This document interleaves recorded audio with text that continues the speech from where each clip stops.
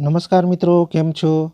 મિત્રો, આજના વિડીયોની અંદર આપણે એક એવું કંદમૂળ છે કે જેની અંદર કુદરતી ખૂબ પ્રમાણમાં આપણા માટે પ્રોટીન, વિટામિન, આયરન, કેલ્શિયમ ભરેલા છે, તો એનો અવશ્યપણે ઉપયોગ કરવો જોઈએ. તો એ જે કંદમૂળ છે એનું આ પાન છે મિત્રો. તો ઘણા મિત્રો આ પાનને જોઈને ઓળખી પણ ગયા હશે, જો કે કંદમૂળ કયું હોઈ શકે. તો આજનો વિડીયો તમે કમ્પ્લીટ જોઈ લેજો. તો એ જે કંદમૂળ છે એનું નામ છે અળવી, બરાબર. આ તમે જોઈ શકો છો. જો કે અળવી ખૂબ એક રીતે જોવા જઈએ તો પ્રચલિત અને ખૂબ આપણા શરીર માટે લાભકારી કંદમૂળ છે. તો અવશ્યપણે આપણે એનો લાભ લઈ લેવો જોઈએ મિત્રો.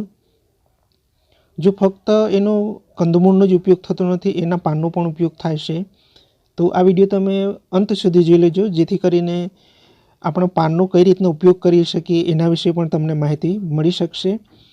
તો એક રીતે જોઈ જોઈએ તો મિત્રો, કંદમૂળની અંદર બે પ્રકારના થતા હોય છે કે જો કે એક કંદમૂળ હોય છે થોડું મીઠું હોય, અને બીજું જો કંદમૂળ હોય અળવીની અંદર જ, તો એ આપણે ખાઈએ તો આપણા ગળાની અંદર ઘણી વખત ખંજવાળ થતી એવો અનુભવ તમને થઈ શકે.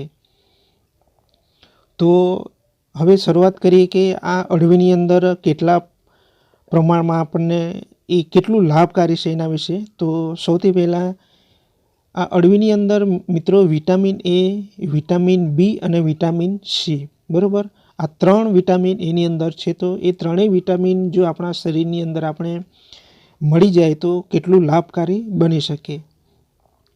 તો અને બીજું કે એની અંદર ફાઇબર પણ છે, પોટેશિયમ પણ છે.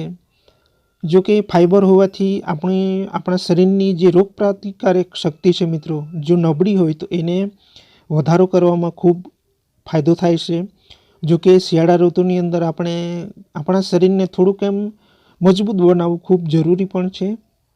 અને એક રીતે જોવા જઈએ તો મિત્રો, શિયાળા ઋતુની અંદર આપણને બજારની અંદર કંદમૂળ એટલા બધા મળે છે કે તમે ગાજર લઈ લો, બીટ લઈ લો, શક્કરિયા લઈ લો, અળવી લઈ લો, ઘણા એવા આપણને કંદમૂળ મળી રહે છે. તો અવશ્યપણે આપણે એનો લાભ ઉઠાવી લેવો જોઈએ.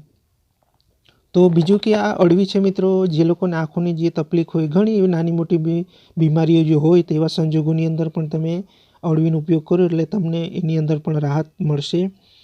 અને જે લોકોને બ્લડ પ્રેશરની જે તકલીફ હોય, ઘણી વખત બ્લડ પ્રેશર વધી જતું હોય, ઘણી વખત ઓછું થઈ જતું હોય, તો એવા સંજોગોની અંદર પણ તમે આ અળવીનો ઉપયોગ કરો એટલે તમારું જે પ્રેશર સંબંધી જે તકલીફ હોય તો એની અંદર ઝડપથી તો તમને પરિણામ ના મળી શકે, પણ ધીરે ધીરે કરીને એની અંદર પણ તમને રાહતનો અનુભવ થઈ શકે.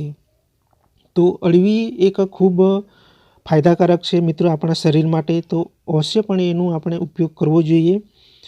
તો ઘણા મિત્રોને અળવીનું શાક બરોબર ફાવતું પણ ના હોય, પણ બને ત્યાં સુધી એનો આપણે ઉપયોગ કરવો જોઈએ. તો એનું તમારી ઈચ્છા અનુસાર તમે એનું શાક બનાવીને પણ ખાઈ શકો. જો કે શાક બનાવો એટલે તમને થોડું ચીકાશવાળું એનું શાક બની શકે. જો કે એને આપણે બોઇલ કરીએ એટલે એ થોડું ચીકાશવાળું થઈ જતું હોય છે. તો એની અંદર તમે દહીં નાખીને તમે બનાવી પણ શકો. અને બીજું કે એની અંદર એન્ટીઓક્સિડન્ટ છે અને કોલેસ્ટ્રોલ લેવલને કંટ્રોલ કરવાનું પણ કામ આ અળવી કરે છે. તો એક રીતે જોઈએ તો એટલા બધા આપણા માટે આ ફાયદાકારક કંદમૂળ છે કે એનું. અને બીજું કે ઘણી વખત આપણા શરીરની અંદર માની લો કે કોઈક મોટી બીમારી હોય અથવા તો થઈ ચૂકી હોય, તો એવા સંજોગોની અંદર પણ એ બીમારીને જે માની લો કે કેન્સર સંબંધી જે તકલીફ થતી હોય, તો કેન્સરના જે કોશિકાઓ છે આપણા શરીરની અંદર બનતા હોય તો એને કંટ્રોલ કરવાનું કામ પણ અળવી કરે છે. તો એક રીતે જોવા જઈએ તો આ ખૂબ જ શક્તિશાળી અને લાભકારી કંદમૂળ છે આપણા માનવ શરીર માટે. તો અચૂકપણે એનો આપણે લાભ લઈ લેવો જોઈએ મિત્રો. અને એની અંદર છે મિત્રો કેલ્શિયમ પણ છે, પોટેશિયમ પણ છે. અને ખાસ કરીને આપણે શિયાળા ઋતુની અંદર જોઈએ તો વાની જે તકલીફ હોય એ લોકોને ખૂબ તકલીફ થતી હોય છે. તો ઘૂંટણની અંદર તો તમને દુખાવો થતો હોય તો એવા સંજોગોની અંદર પણ તમને આ રાહત આપી શકે. અને ડાયાબિટીસની અંદર પણ તમને રાહતનો અનુભવ થઈ શકે.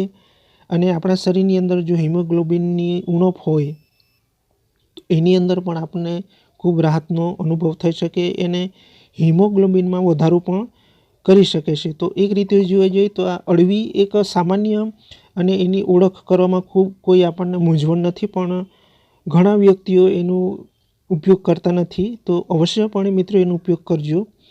અને પાચન સંબંધી જો તમને તકલીફ હોય, બરાબર, તમારું પેટ કામ ન કરતું હોય, તમે કોઈ પણ ખોરાક લો, બરાબર, પચવામાં તકલીફ થતી હોય, તો એવા સંજોગોની અંદર પણ તમે મહિનાની અંદર 1-2 ટાઈમ તમે અવશ્યપણે એનું શાક બનાવીને ખાઈ જજો। અવશ્યપણે તમને લાભ મળશે। અને બીજું કે વજન જો તમારું વધતું હોય, તમે કસરત કરો, કોઈ પણ તમારું ડાયટ પ્લાનિંગ ચાલતું હોય, તો પણ તમે એની અંદર પણ તમે આ અળવીનો ઉપયોગ કરી શકો, એનું શાક ખાઈ શકો, તો તમારું વજન પણ ધીરે ધીરે કરીને ઓછું થઈ જશે। અને અત્યારના સમયની અંદર શિયાળામાં આપણે ઘણી વખત આપણી સ્કિનની અંદર તકલીફ થતી હોય છે, સ્કિન એકદમ ખરબચડી થઈ જતી હોય, સુકાઈ જતી હોય, રુષ્ક થઈ જતી હોય, તેવા સંજોગોની અંદર પણ આપણે આ પાનનો જે રસ છે એનો આપણે લગાવી શકીએ। અને હાડકાં જો નબળા હોય એની અંદર પણ આપણને મજબૂતાઈનો અનુભવ થઈ શકે। અને વાની જે તકલીફ હોય એની અંદર તો ખૂબ સારું પરિણામ આપણને આપી શકે। પાચન શક્તિ પણ સુધારે છે મિત્રો।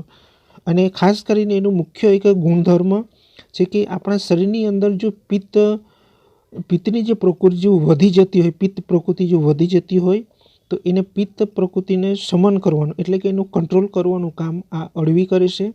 તો અવશ્યપણે મિત્રો એનો ઉપયોગ કરજો, જેથી કરીને એટલી બધી આપણને આપણા શરીરમાં એનું લાભકારી। અને જો મિત્રો શરૂઆતથી આપણે જોયું કે vitamin A, vitamin B, vitamin C, પછી ફાઇબર છે, પોટેશિયમ, કેલ્શિયમ, તો એટલા બધા ગુણધર્મો આપણા શરીરની અંદર જો એ અળવી આપી શકતી હોય, તો અવશ્યપણે એનો ઉપયોગ આપણે કરવો જોઈએ। તો હવે એના પાનનો આપણે કઈ રીતના ઉપયોગ કરી શકીએ એ જાણી લઈએ। તો પાનનો તમે એક પાન લઈ લો, બરાબર, એને થોડું કૂટી નાખો અને એની અંદર તમે 1-2 ચમચી જેટલું પાણી નાખો। અને પાણીની અંદર તમારે જીરું નાખવાનું, જીરુંનો પાવડર, અને એની અંદર 1 ચમચી તમે સાકર નાખી અને મિક્સ કરી દો અને થોડું એને હલાવો, એટલે તમે એ રસ જો તમે પીઓ તો તમને પિત્ત સંબંધી જે તકલીફ છે એની અંદર પણ રાહત થશે। તો આ રીતે તમે એને બોઇલ કરો, તો આ રીતે તમે એને છોલો, એટલે એ થોડું ચીકણું લાગે, પણ એ ખૂબ સ્વાદિષ્ટ તમને અનુભવ પણ થઈ શકે। તો આ રીતે તમે એને ઉપરની છાલ જો એની ખોલો તો તમને થોડું ચીકણું દેખાશે। જો કે તમે 1 દિવસ જો એનું શાક ખાઓ તો તમને કબજિયાત સંબંધી જે તકલીફ છે એની અંદર પણ તમને ખૂબ રાહત થશે। પેટ પણ એકદમ સાફ સુથરું થઈ જશે। જો કે આ પ્રેક્ટિકલી તમે અનુભવ પણ થઈ શકશે।